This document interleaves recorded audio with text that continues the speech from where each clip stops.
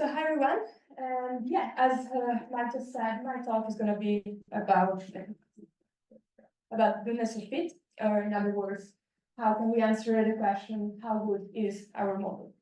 So how good is our model? This is a question that arises in many practical situations in our daily life. I'm an experimental physicist, so I can give you a bunch of examples to situations in which I find myself answering this question. For instance, if I consider a typical pipeline of an experiment at the IAIFI, we start asking this kind of question very, very early in the stage of the data acquisition, when we essentially monitor our detectors, and we look at distribution of collected data to try to find hints of possible malfunctioning of our detector, or anyway hints of failure modes that we are not aware of.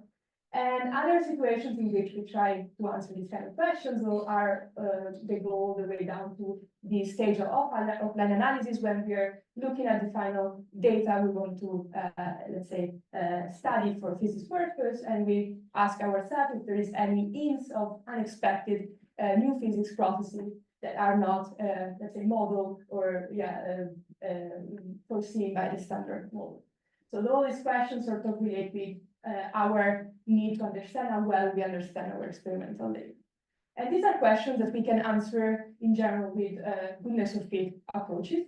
What are the main characteristics or main features of a goodness of fit approach? Essentially, there are two main ingredients. The data set itself, that is, in our case, a set of experimental measurements from a physical process that we want to inspect.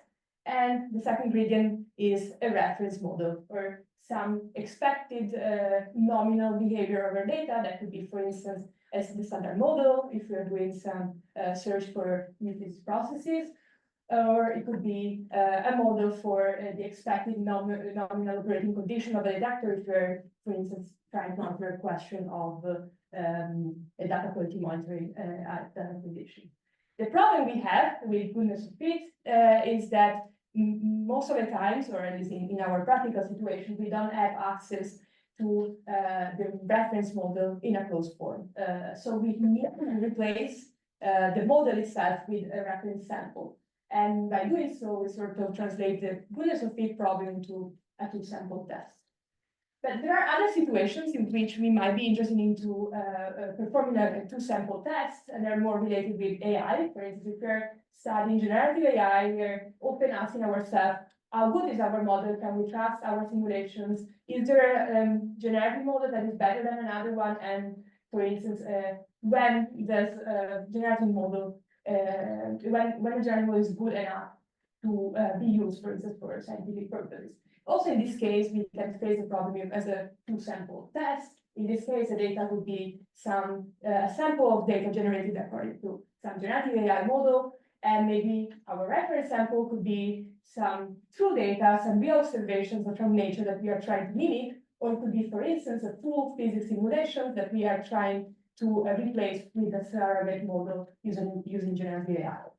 So understanding how to perform two-sample tests is becoming more and more crucial.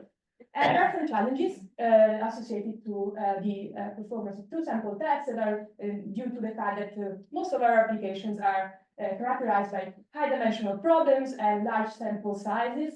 And even more crucially, one of the main issues we have right now, if we're thinking, for instance, of testing generative models, but also if we're thinking of finding failure modes in our data, is that we don't necessarily know a priori what is the source or what is the nature of the discrepancy we're looking for.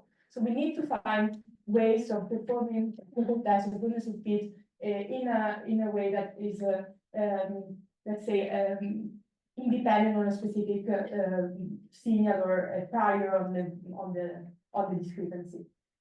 So we can use machine learning essentially to overcome these problems, or I'm going to show you a way we can do this by building a goodness of fit test on the idea of the likelihood ratio construction based on Neyman-Pearson.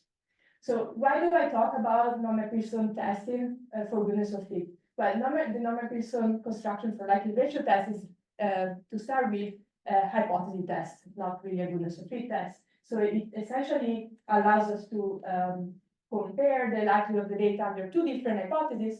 And essentially, we need to, also the the hypothesis denominator here, the null hypothesis could be our reference model, the one we want to compare to our data. But in goodness of fit, we don't have an alternative. And while in the likely ratio hypothesis test, we need to specify an alternative in order to make the test possible. But why do we care about likely ratio tests? Well, there is a notion of optimality associated with the likely ratio hypothesis test, thanks to the Neyman-Pearson essentially realized this, and they said that essentially we can build the most powerful test out of a likely ratio test if we choose the alternative to be coinciding with the true underlying hypothesis described in our data. The problem is that we don't know, we don't have information about this true underlying hypothesis to start with, otherwise we wouldn't be even performing this kind of tests. So how do we use this construction for goodness of fit? How can we make this a goodness of fit? And well, the solution is essentially release the assumptions on the alternative hypothesis and release them is such that up to the point that we don't even really need to specify an hypothesis, but we just can use the data themselves as an alternative to our reference model. And in order to do this, we can essentially exploit machine learning. How to do that? Essentially, we can think of parametrized this alternative hypothesis by means of a universal approximator. That could be a neural network, but many other solutions, for instance, kernel methods are also possible. And essentially, we perform a maximum likely ratio fit, where we select the essentially the hypothesis within the family that is being parameterized by the universal approximator, that is the one that is the closest one to the truth. So hopefully, at the end of the day, we're approaching the optimality regime that Neyman-Pearson are stating. So how do we do this in practice? So this is something that is being proposed in 2018 by Daniel and Bulzer in Learning with Physics from the Machine. And it's a pretty simple idea. You start from formulating the likely ratio hypothesis. That's the way we formulated in binary physics, for instance. And we just replace the distribution of the data under this alternative hypothesis with the parameterization of the distribution that depends on a universal approximator that here I call F. And by doing so, and a little bit of math, we can actually show that we can essentially translate the problem of maximizing a likelihood into the minimization of a loss function. And loss function has this form here at the bottom. You can see in the bottom of the slide. And it's a pretty simple loss function. At the end of the day, it has two sums or two terms that sum over two different data sets. The first one is a data set, the data set of interest, the one that we are interested into testing, while the second sum goes over the data set of reference, that is the one giving us the information of what should be the nominal distribution of our data. And in practice, this looks a little bit like here in the schematics, where I'm just taking a one-dimensional example for convenience. But essentially, we have to specify a model, a universal approximator of any kind. We give as input these two samples, the data set and the reference sample. We train the model to minimize the loss function that I just showed you, and at the end of the day, we get the model to be a good approximation of the log density ratio of the two distributions. And this gives us essentially local information about where anomalies could be, and we can still use this information at the end of the day to compute our test. As I showed you before, it's essentially just minus twice the value of the loss function at the end of the training, and this essentially gives us a metric of compatibility between the two samples that can be used as a test. But this is not the end of the story, because then the value of the test itself alone doesn't really tell us much, and we need to calibrate the test in order to understand how significant the result of our test is. So the way we do it is by running multiple pseudo experiments. So essentially, we create pseudo data set that follow the reference model, the reference distribution. We run multiple times the algorithm, so we retrain the model several times, and each time we extract a value for a test statistic that we use to build a distribution of the test under the null hypothesis. And once we have this, we can take the observation or the observed value of the test statistic for the data set of interest, compare it with the distribution of the test, and extract a p-value that essentially gives us a way to quantify significance of a discrepancy in a frequentist way that is robust and essentially that takes care of a false positive in a robust way. So this is how you can build a Neyman-Pearson goodness of fit test. Why I haven't told you why should you use a Neyman-Pearson goodness of fit test to start with. So here I have a couple of examples of comparison of the Neyman-Pearson goodness of fit test that I just showed you with more standard one-dimensional goodness of fit tests that you find in literature. And I'm showing you here just for illustration purposes, just a one-dimensional problem, but in principle, this technique can be generalized to multivariate problems. So that's also something, let's say, cool and useful in many situations. But what I wanted to kind of stress here is that, okay, you can compare the power of the Neyman-Pearson test with standard or other techniques to perform two-sample tests. Here I show you the power of the Neyman-Pearson test in black compared to the power of alternative goodness of fit tests that in this case are chi-square tests with different choice of binnings.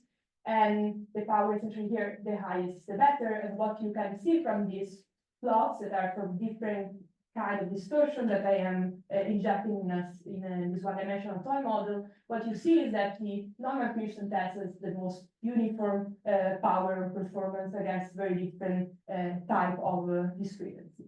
And you can see similar results if you instead compare the Neyman-Pearson test with Kolmogorov-Smirnov, Anderson-Darling, Kramer-Myers, but also if you compare it with other machine learning-based hypothesis tests, like the one based on the metrics of a classifier, like accuracy or AUC. And this is a very comfortable result, and I'm seeing this, and this motivates me to kind of say, okay, I want to use Neyman-Pearson.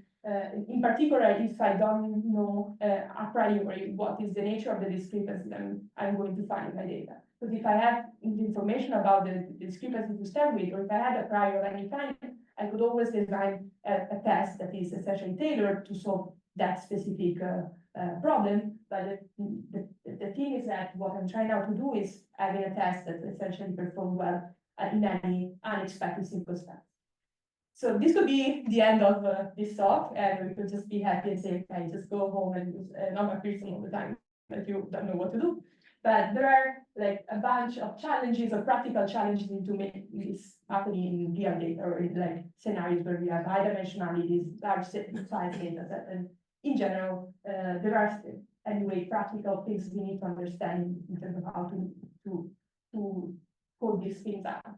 So there are a couple of like three essentially questions that I ask myself and I try to answer in order to make this tool more robust and understandable. And the first one is how to define this alternative family or family of alternatives. Essentially, how do I choose my universal approximator? The second question I'm asking is how to propagate systematic uncertainties in our reference model, because it's a really crucial problem in physics, since all our models in general are accompanied by uncertainties or error bands, and we want to be aware of this. And the third, but not less important topic is how do we make sure that the data that we are testing, so that the actual input to this whole procedure is anomalous informative or is preserving the information we need in order to be sensitive to anomalies. So these are topics I'm going to comment about in the next part of this talk, starting from the first topic I mentioned, how to define families of alternatives. So this is, let's say, a question that doesn't have a well-defined answer, right? One could think in general, like for what I told you before, that we want to build a family universal approximator that is the widest as possible, such that we can cover the, let's say, broader area of this possible infinite alternatives to our reference. such that we have a good chance of capturing the true underlying hypothesis of the data and make the Neyman-Pearson level being working. So naively, one would think that the best approach would be taking the most complex neural network or the most complex universal approximator you can design. But in practice, this is not really the case. So the solution is not scaling brute force and taking over parameterized models. And the reason for that is because essentially, if you consider a model as too complex, you end up being it could be that you end up being oversensitive to structure like statistical fluctuations that are not really relevant, while you overlook the real relevant structure in the data. So taking like unconstrained overparameterized model is not the solution, but you cannot even take like a very simple model, because in that case you just don't have, you might not have enough flexibility or explicitity to approach or to get close enough to the true underlying hypothesis of the model of the data. So the solution is somehow a trade-off between these two regimes, and the way we can act in order to get into this trade-off in an efficient way is by understanding how to perform model selection and acting on the learning strategy by essentially introducing regularization schemes. So I'm gonna quickly comment on these two terms, starting from regularizations. So we found empirically actually that performing regularization over our machine learning tasks while trying to perform, while trying to compute our test is very crucial. We see, for instance, if we look at a very simple deep neural network as a universal approximator to solve this problem, we found that even just introducing a very simple weight clipping over the general parameters of a neural network allowed us to find stable behavior, statistically speaking, of the test under the null hypothesis. So essentially, here what I'm showing in the slides are distribution of the test statistics under the null hypothesis, so what we need to calibrate the test. And what we see that is that if we don't constrain at all the training, you end up having some instabilities in the final result that brings the distribution of the test being very broad, and this doesn't allow you to control essentially the right tail of the distribution well enough to extract meaningful p-values at the end of the day. But we also see that if we constrain, let's say, the training via regularization, we can end up recovering properties of the distribution of the test that are well defined. In this case, we see that we can match or get really close to a chi-square distribution with a number of degrees of freedom that matches the number of trainable parameters. So this is a way to sort of understand how to regularize or to perform training for to extract the Neyman-Pearson test in a way that is completely signal independent. So at this point, everything we're seeing and all these considerations are all based only on the information about our reference, so our nominal hypothesis. The other thing I wanted to discuss about is the problem of model selection. So I'll show you so far what regularization does once you have a model. But let's say you haven't understood or you haven't decided yet what is the right hyperparameter choices or what is the right model to choose. What could you do, or how could you kind of direct your choice into selecting a specific model? The answer is not very clear. This is something we're investigating, and clearly the best model really depends on the specific scene or the specific distortion you're trying to capture. But a way to overcome this, and we've been working on this, like a paper that is going to be out soonish, like probably possibly in the next couple of days, is instead of trying to select one model, why can't we just perform multiple testing? So choose to use more than one model, possibly sensitive to different areas of this space of alternatives, and combine the test afterwards in order to increase sensitivity. And this is something we've tried to do using kernel methods. And this is essentially a model built as a mixture of Gaussian kernels. So one of the hyperparameters of this model that is very relevant is the width of these Gaussians, because this is essentially defining the scale at which you are sensitive to discrepancy. So if you have a really narrow width, you get really sensitive to local structures, while if you get a broader and broader width, at the end of the day, you get a flatter and flatter model, and this allows you to capture better delocalized structures. Also, if we don't know what is the kind of features in our data, we don't know which of these choices is the best one. So we say, okay, let's just try all of them and combine the local p-values that we get out of this test in some sort of global p-value. And the way you can do this, for instance, is by taking the product over the p-values. You can take the minimum of the p-values or any other aggregations that you like. So what thing we tried several of them. Actually, this is an example.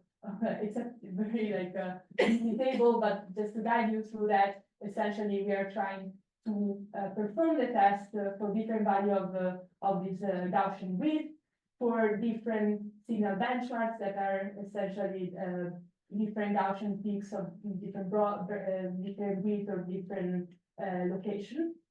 And what we see essentially is that different kind of signals or different kind of tests could be better suitable for different kind of signals.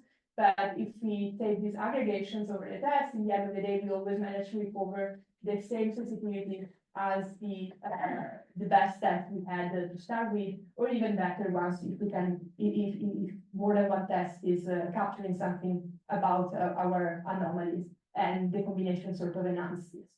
So this is a very cool result, and hopefully it's going to be available soon on the archive. And it sort of concludes my thoughts about how to choose, let's say, alternative models in the likelihood ratio test. The second thing I wanted to talk about quickly is this other very relevant, crucial aspect about the likelihood ratio test, that is introducing or being aware of uncertainties. That's really crucial for us, for physicists, because in general, all the models we are testing are affected and are accompanied by uncertainties. And the way we usually encode this information in our model is by defining a family of hypotheses rather than just picking a single point. And what we want to make sure is that when we perform some sort of goodness of fit test, where we are trying to find anomalies with respect to our nominal behavior of the data, we want to make sure that if we fall inside this region here, where essentially everything is blurred, we don't know if we are within uncertainties, we don't want to call this an anomaly or something that is sort of significantly different from our expectations. So how do we incorporate this information in the strategy? So we start once again by taking essentially inspiration from the way we perform beyond standard model searches at the LHC. This is essentially the definition of the log likelihood ratio test statistics in presence of systematic uncertainties. You see, we introduce this new set of parameters. These are nuisance parameters that essentially model the effects or the transformations within these families of hypotheses that are modeled by the uncertainties. And essentially, we need to maximize both the likelihood numerator and the denominator to find the best description of the data within uncertainty. And how do we do this within this machine learning construction for goodness of fit? Well, I'm gonna just give you like the broad idea, that we can talk about this later on during the discussion session if you want to know more. But the idea is that we want to make our parametrization, the parametrization that depends on like the universal approximator, aware of the specific family of transformations that is defining this family of reference models found by the user's parameters. And we do this by enforcing or introducing a term that is specifically encoding the information about transformations within these families and decoupling it from the, let's say, actual degrees of freedom that the universal approximator has to pick any sort of discrepancy in our distribution. And by doing so, we can essentially turn the problem of the likely ratio test into essentially the difference between two terms. And intuitively here, what happens is that the first term is able to capture any possible discrepancy between the two distributions we are testing, while the second terms only capture discrepancies that are Nusas-like. And when we take this subtraction here, we essentially cancel the sensitivity to Nusas effects, such that the final test is somehow independent of Nusas, and it's only peaking or getting some significant value when the kind of anomaly is out of the factoring of say distortion that the Nusas parameters allow. So I'm not going to go in much more details just for lack of time, but what I wanted to just point out once again is that modeling uncertainties and keeping uncertainty under consideration when we perform goodness of fit is kind of crucial for, let's say, application in physics, in particular if you think of performing signal agnostic physics analysis, because that allows us to obtain a frequency p-value that we can control and to which we know the false positive rate in correct way. But this introducing uncertainties in goodness of fit could become sort of relevant also in the context of understanding the goodness of generative AI models. If we, for instance, are trying to understand what is the threshold we need to get a generative for the accuracy of generative AI in order to be good enough for some specific purposes, for instance, good enough for scientific purposes. So that we sort of understand when the models sort of become indistinguishable with respect to the reference model we are trying to mimic, at least within the uncertainties we attribute to this model. So the last topic I wanted to quickly touch on, but I really have a few minutes, so I'll try to be quick on this, is how we make sure that our data are informative about distortions or anomalies present.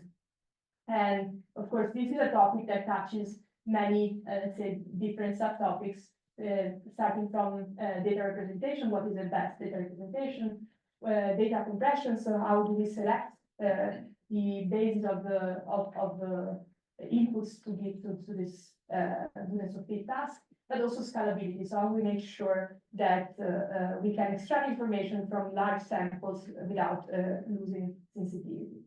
And I wanted quickly to flash some results about this last topic about scalability. So how, for instance, how can we make a goodness of fit test be sensitive to tiny departures that become somehow significant only when a large size of data is available, if we cannot really process all this data at once just because of computational resource constraint.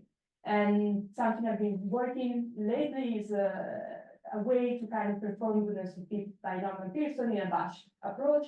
And the question we are trying to answer is, can we look at data in batches and still recover the same sensitivity we will get if we will be able to look at the whole set of data at once? And the answer is, spoiler very fast, is yes. You can do this if you find the right way of combining information that is extracted from the different batches, or the training of different batches. And this is done by aggregating the information at the level of the functional form of the likelihood ratio or the density ratio that is learned at the different batches, because this is allowing essentially to enhance statistical fluctuations that turns out to be significant once they are all considered together, while smoothing away statistical fluctuations that are not relevant in the end of the day.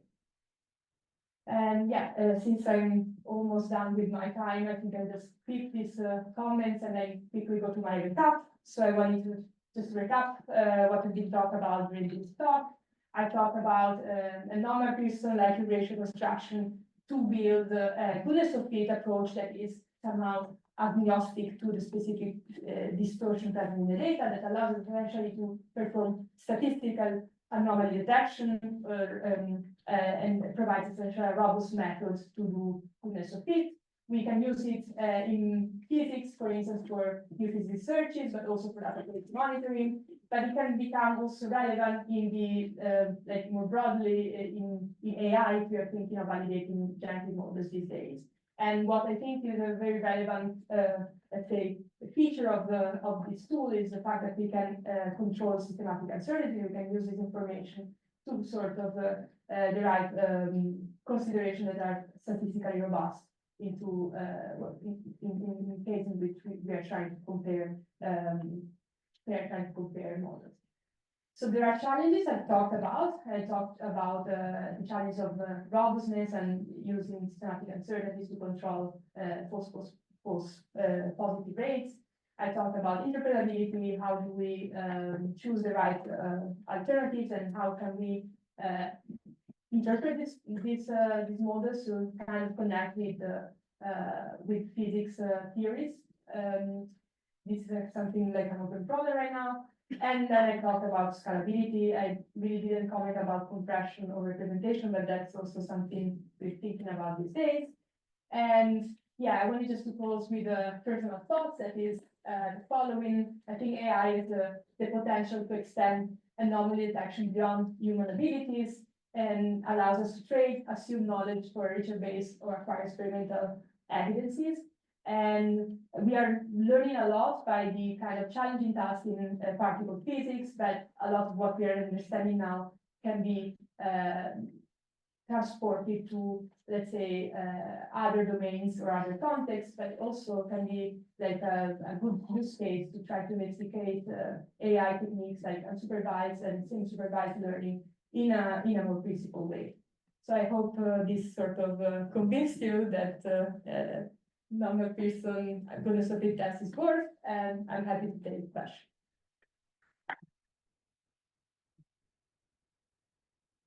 We have questions.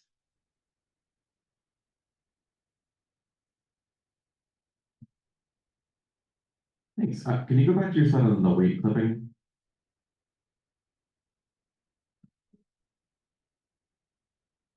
So the network use is very small, and I wonder whether it's possible that you were finding things that looked a little bit funny about the weight clipping is just because if you have depth comparable to width, those training dynamics kind of fluctuate a lot anyway. Like if you ran the same experiment with like the usual, I don't know, like depth to width, like 512, have you tried that? And maybe you like, do you need to use the weight clipping in that case also? That's a good point. The thing is that so I've tried to scale this thing up, and it just doesn't converge anymore when you start having very large samples in models. What do you need it to converge? So the thing is that you start having this distribution being completely flat. So it's not, there is not like a resonance or a statistical behavior that comes out. And even when you actually apply this regularization more and more stringent, you still don't recover any statistical behavior. That's something I do sort of experimentally, let's say, but Sorry, and the same would be true even if you took like a single layer network with the same number of parameters as you did there? So we've tried multiple different networks. I'm using also shallow networks with just a larger number of nodes. What we've observed is that there are some valleys of possible candidates for which we observe this kind of behaviors, appearance. And that happens, for instance, if your width is not large, but the number of neighbors is not large, or so on and so forth. So there is like, if you go really to extremes, you start losing these behaviors, but there is like a bunch of candidates. You don't have one specific model that solves this problem and it's unique solution. Usually there is like a full valley of possibilities.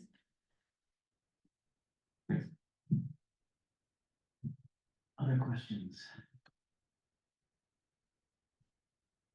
Maybe I can just check. So here, so basically the idea was that you would use your simulator and generate a bunch of examples from the reference, and then you tune all of these choices based on just comparing the reference samples under the method. That's the basic idea, right? So you make sure that you're getting like a consistent test on comparing reference to reference. Yeah. And you make all of these choices, and then for the systematics, I understood conceptually what you want. But is it also then, are you generating like different, using the simulator with different Right. parameters like this. So it's again, just generating reference models with Yeah. different choices for systematic parameters. So that's a good question. So the thing is that the way we decided to sort of attack this problem is by try to always choose an explicit value for the reference model to compare with. That's sort of give us one single reference sample as well, so I can simply like prepare a reference sample by generating according to a specific value of the reference where I fix the value using parameters to basically set the central value.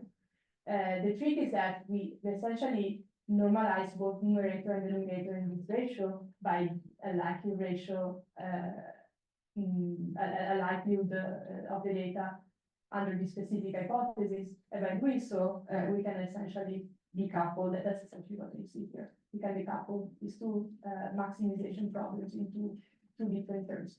So the two terms separately, they have a denominator that is fixed. So this allows it to make the machine learning task being well defined. So we always have our data set of interest, and once realization of the reference sample taken by the central value for the training. And what we do in order to account for the fact that there is this possibility of transforming the reference within the let's say range of nuisance parameters is learning as a second term, that is this ratio here separately. This is like a separate training task we do. Essentially that's telling you how the central value reference should transform conditional on the nuisance. So we inform the network about this so that the network sort of reweight this central value reference sample into any other reference value parameterized by the nuisance parameters in an artificial way through this modeling. And clearly, once we do this, we need to make sure that this model is accurate enough. So the way we then test or validate the strategies by indeed generating samples with a different value than those parameters and apply the strategies to these samples and check that this cancellation works properly. And the way we check it is by making sure that the distribution of the test in the end of the day is independent on this value or the nuisance parameter being used to generate the test. Yeah, makes sense. Just Thanks, Gaia. So I wanted to ask you more about this goal of interpretability. And one of the things you mentioned is that, of course, if you had alternative hypotheses, you just choose your signal model or your candidate models, such that the W's had interpretations in terms of mass of resonances or size of tails or something like that. And then you argue, I think, convincingly that that's probably not big enough to capture a whole range of anomalies. But then the interpretability, I mean, because the outcome of your method is an estimate of a likelihood ratio, I mean, you can look at regions of phase space that are anomalous, and I would have thought that maybe, but for the high dimensionality of the phase space, that you could just say, oh yes, this region of phase space is mismodeled. So maybe can you talk more about what your goal is, I guess, beyond of that, just saying that region of phase space seems to be mismodeled. Is there something more that you want for interpretability down the line? Yeah, that's a good question. Yeah, that's really true that you can use this learned ratio of densities to select the regions that are the most anomalous. And you can do this also in high dimensional space, because it's like this is just a reweighting that is applied to all the whole input data. So you can select regions in your high dimensional space that are the most anomalous one.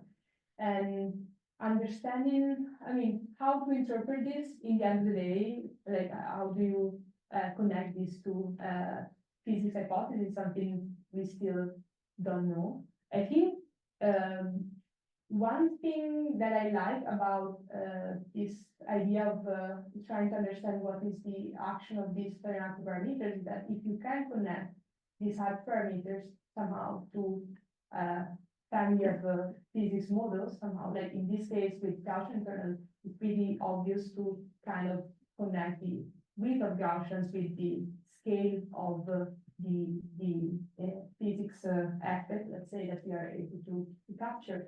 Then you can think of, for instance, comparing the results for different multiple tests to understand what is the nature of the uncertainty, what is the nature of the discrepancy as well. So if the tests that are performing the best are the ones with narrower width, then I can tell, okay, there is some information here that I can then exploit to understand what is the nature of the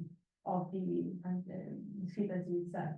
It becomes it's kind of natural to do when you have something like when the definition of the model is interpretable to start with, like Gaussian kernels.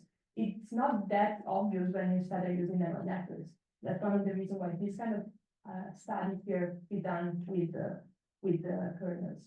And yeah, for neural networks, I don't see right now how we could draw this connection. But if we could, one could even think of design an optimized test for that specific conjecture or hypothesis that you end up formulating after seeing these results, such that you can have like a more tailored or a higher sensitive test for understanding if that is actually a relevant anomaly. And yeah, I don't know if I can answer better than this for now.